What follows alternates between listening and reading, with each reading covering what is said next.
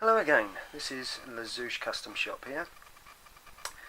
Okay, in the previous video I showed you how to do the forward cocking serrations for this particular project that I'm doing.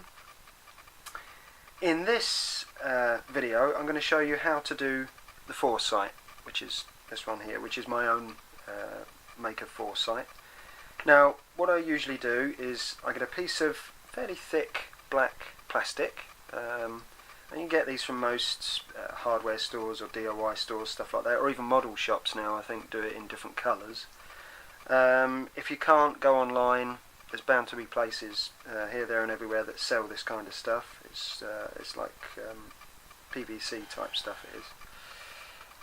Okay, then you score it, line it to the depth of the size of the sight that you want. Cut it down to a smaller size, such as that. As you can see, it's quite small. File it down, keep filing it until you roughly get to the shape that you want, as you can see there. Then, in the back edge of it, just there, hopefully you can see this. I'll come closer to the camera, you might be able to see it a bit better. There's a little drill hole. All you do is you get your micro drill, drill out a little hole in the rear face as to where you want your white dot to go. You don't have to, I mean you can do serration lines on there if you want, it's entirely up to you, but I always go for a white dot. Little white dot hole, and then just burr out the edge or widen it out with a larger drill bit, but don't actually drill it as if you're drilling the hole. What I normally do is go in reverse, that way it just burrs it out but it doesn't cut into the plastic, so that way you can make it nice and wide without damaging the edges. So that's how I do it anyway.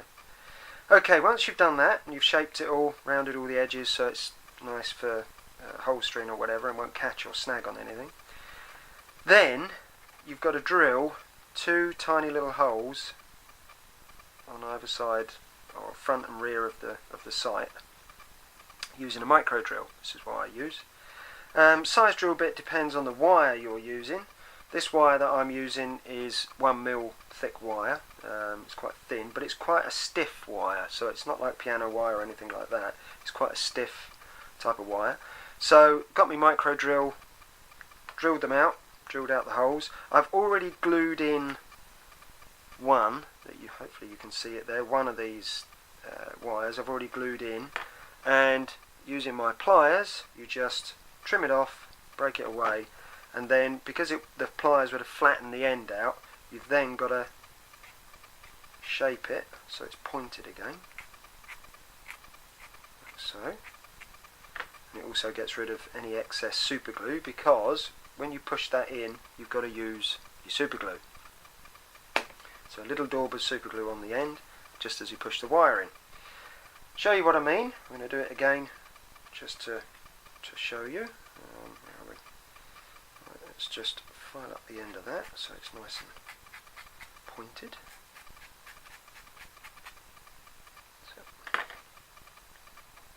okay, then we get our super glue. Need about 4 dozen fingers for this, but anyway, actually let's put that down there. Right, you've got your end of your wire. Just get your super glue, get a little bit, not a lot, just a little bit on the end there. Then get your wire, place it, hopefully you can see this without my hands getting in the way, place it in the hole. Now the holes that you've drilled should be about 2 or 3mm deep, or at least 2/3 of the depth of your sight. Then you just push that in, straighten them up so he's in line with the other one, which he is, and that's it. That's all you do. Alright, so once that's glued in, and you get your pliers, come in underneath, and as I say, it's quite stiff wire this, which is what you want. You want it nice and stiff, and there is your sight with the wires already in it, all ready to go on the pre-drilled holes. Well, actually you shouldn't pre-drill them, to be quite honest. I always do it this way round. I always fit the wires to the sight first. The holes I'd already pre-drilled, so what I did is I lined them up beforehand, so I knew that these holes were going to be in the right space, or right place I should say. So all you do is once you've done that and you've drilled the holes, whatever, put the wires in, then you just line it up, get it dead central in line with your rear sight, then mark your holes, drill them using your micro drill, and then that way you know this is going to fit, i.e. the two wires, the positions of them are identical, so you know it's going to fit into that hole. Okay, alright. In order to get them to fit nicely into that hole, you need to file them down. Now then, this is where the zip kicker can come in a little bit. All you need to do is just literally spray a little bit, literally like that on it. That's all you need. You don't need any more than that.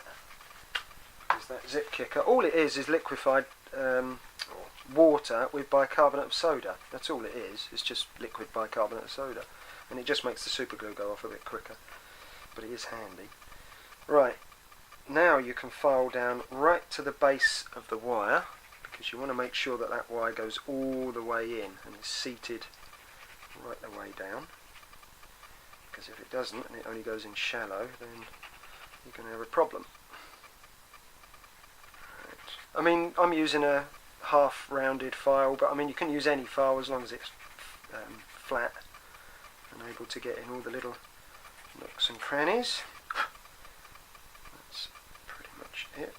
Just wipe off. This is to sand off the excess super glue, because you don't want it clogging up or pushing this off of the surface of the slide that you're going to be pushing it into. So always do a dry fit. As I say, I've already pre-drilled these holes. They're right the way through, as you can see. They're already done. They're already drilled through. Then all you do is you apply some more super glue to those two, well actually apply them to the wire, and then literally you just making sure, I always dry fit first to make sure that it is all in alignment, which this one is. Yep, that's dead in alignment, it's dead centre, so that's alright. And push that down like so. Now you should, if I hold that up, should be able to see there is no gap underneath there, no gap whatsoever, which is what you want. You want it a nice tight fit. Now then, if you look inside, hopefully you can see, I don't know if you can you see in there? I don't know if you can, but the wires are just poking through. You might be able to see it, I'm not sure. It's difficult to tell in this particular position, but anyway, because I'm looking back at the camera.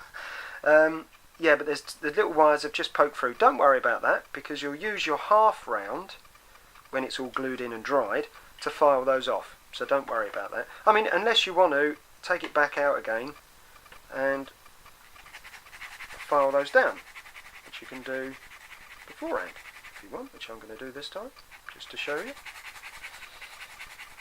Just file those down using the flat edge of your file, obviously. Needle files are one of the most handiest tools you can buy. They really are. Get decent quality ones though. You can pick them up from most DIY stores, or even hobby stores for that matter, like models shops and whatnot. And yeah, they are one of the most prized possessions for me anyway. Just keep filing that down.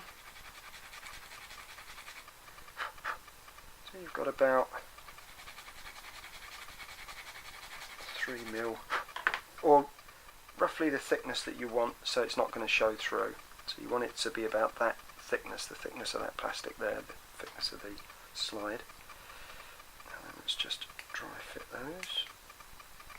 Yep, now is that going to show through on your finger on the inside? No, it isn't. Hopefully you can see whether you can or not, but if I position the light maybe, oops, if I position the light a bit better, you might be able to see it. See that in there? Just those two holes, you can just make them out. There's one there and there's one at the back there. They're the two holes that are drilled all the way through, and that's the wire going into it. So that's it. So that is now in alignment. It's upright as well, which is what we want. So now all I would do next is pour a little bit of glue, take that back out, pour a little bit of glue on each of those pins, and then just seat it in the hole, making sure not to get it on your fingers. Position it, again positioning, make sure that it's all in line, always check it's in alignment. Then using your zip kicker, just spray a little bit on there that will set it. Then set it aside and leave it for a while, like I have done with this one. Here's one I prepared earlier. Blue Peter quote there, but there you go. Right, so yeah, so it's been set. You can see that if there's any excess glue around the edge, you can just file it off if need be. This one's pretty good. There's not really much glue around there, to be quite honest. Let's file up the front there a bit. Now, another thing with these sights is you want to make sure, if at all possible, that the front of the sight is dead level with the front face of the slide. If it's slightly over, it doesn't matter because you can always file it level. But if it's slightly under, then you've got to reposition your holes or start again, because 9 times out of 10 that front sight is always level with the front of the slide. It's very unusual to find it backwards or whatever, a bit further back on the slide, but 9 times out of 10 it's always face of the slide, especially for the shorter length guns like this one, because this is a commander size. If it's a 6-inch or a 7-inch gun, yeah, they can be a little bit further in because you've got enough length to give you your decent sight picture. But when it comes to a short length gun, you want the maximum distance apart of your rear and front sight. Now, I don't know if I mentioned, but this is the MEU slide, so I've able to keep the standard Novak rear sights on the rear, so they should line up. Another thing you want to take in consideration is the height of your rear sight on the slide. If you've got a high rear sight and a very low front sight, you're going to wind up with your gun pointing up in the air. You won't be able to adjust it. Remember, you can't adjust the front sight, or even for windage, you can only adjust the rear. Not that airsoft really matters that much because it's over such short distances, and it's your hop that does most of your accuracy for you. So what I try and do is I measured from the top of the rear sight to the base of it, and then cut my front sight to match, i.e. in depth. Alright. So if you've got a shallow rear sight, which a lot of the 4.3 rear sights are, they're quite shallow. They're shallower than these Novak ones anyway, by a good 2-3 millimeters. So always make sure that your front sight matches in height